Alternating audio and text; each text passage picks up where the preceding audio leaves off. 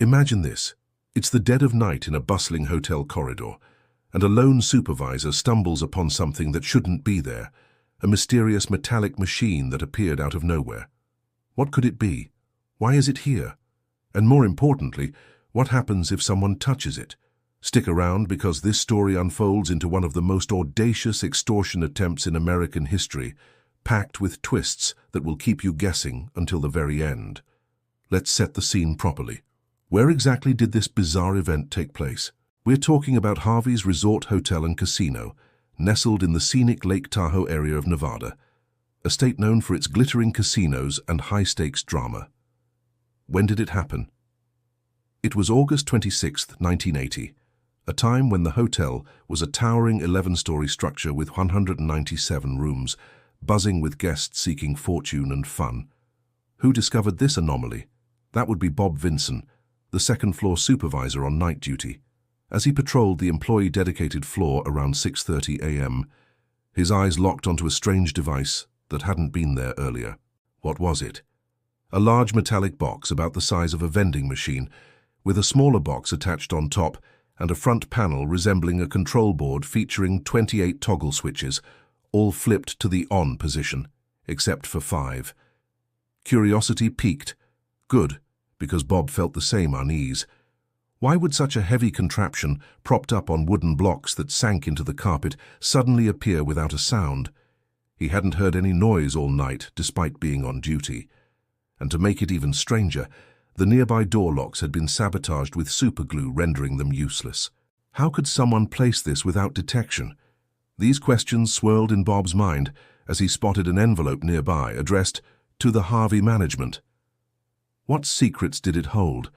He didn't dare touch it at first, racing instead to alert security. As the envelope was cautiously opened, using a broom to prod it first, just in case, it revealed a 3-page typed document. What did it say? At the top, a chilling headline. Warning for hotel management and bomb squad. This wasn't a prank, it was a bomb threat. Bomb. The letter detailed an intricate device designed to detonate at the slightest provocation. Why so sensitive? According to the instructions, any movement, even a hair's breadth, would trigger it in milliseconds due to a built-in mechanism. Pouring water or gas inside. Forget it. Float switches would detect changes in air pressure and boom. Even the screws on top were wired to explode if turned just a quarter rotation. In simple terms, this bomb was a fragile beast, ready to unleash havoc if mishandled, or so the letter claimed. Now picture the chaos. 600 guests asleep in their rooms, oblivious to the ticking threat below. Who acted first? The police evacuated everyone to the parking lot, then called in the bomb squad. How did they assess the danger? They inspected the box meticulously. It was half-inch steel, expertly welded, with putty smoothing out any imperfections, like a car's bodywork. Bubble levels on all sides ensured it stayed perfectly balanced, hinting at the truth behind the letter's warnings. The squad dusted for fingerprints but found none, snapped photos from every angle, and used a special X-ray machine to peer inside. While waiting for the films, they pressed a stethoscope to the box. What did they hear? A faint, continuous humming. Something inside was moving relentlessly. The letter boasted of TNT packed within, enough to damage not just the hotel, but the casino across the road. It advised evacuating a 200-foot radius. Why such power? To emphasize the stakes, of course. Police cleared surrounding buildings, shut off gas lines, and casino staff shifted millions in cash to safety. FBI agents arrived, setting up a command center in a nearby building. Their faces screamed urgency. This was no ordinary hoax. But here's where curiosity deepens. What were the demands? The extortionist wanted $3 million in used $100 bills, no markings, no chemicals. If tricked, no defusal instructions would come, and automatic timers would detonate within 24 hours. How to deliver via helicopter? The pilot was to land at Lake Tahoe Airport's LTA building at 11 p.m., facing south, then wait by the fence for a call with further directions. Alone, no gunman, no extras. Enter FBI agent Joe Cook, volunteering to pilot. They loaded fake bills and hid a gunman behind the seat, instructed to protect at all costs. At 11 p.m. sharp, Cook landed and waited. The phone booth rang. Who was on the line? A voice, brief and cunning, under 5 seconds to avoid tracing, directed him to a letter under the table. What did it say? Flash a light inside the helicopter to prove it's empty, they're watching, then fly along Highway 50. In 15 minutes, a strobe light would appear in the woods to the right, land south-facing and find another letter on a tree. Cook complied, cleverly illuminating without revealing the gunman, and took off. But at the spot, no strobe in sight. He circled for an hour in the pitch-black forest. Nothing. Defeated, he returned. Later they realized a misread location. He was miles off. To signal willingness, they broadcasted a TV news plea for clarification. The plotter, sensing opportunity, called the police, flip switch number 5 on the machine upward, and await the next call. Was this a stall? Perhaps buying time for a new plan. But by now, over 24 hours had passed since discovery, 6:40 a.m. on day 2, and no explosion. A silver lining. The timers might be bluffing.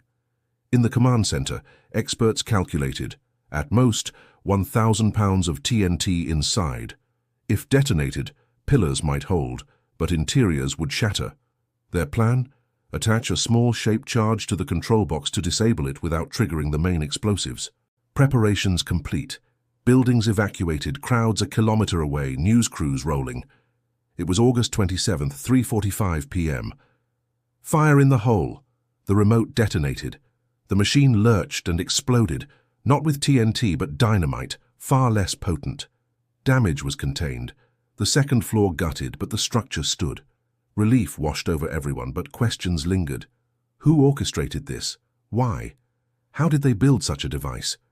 Investigations revealed the mastermind, 58-year-old John Burgess, a Hungarian immigrant and landscaper who'd lost his life savings gambling at this very casino. Why target Harvey's? Revenge and desperation. He blamed the owner for his ruin. Who helped? His 2 sons, aiding in construction and placement. How? Burgess, a former steelworker with explosives experience from mining, built the bomb in his garage, 1,000 pounds of dynamite stolen from construction sites, wired with anti-tamper devices like tilt sensors, float switches and screw triggers.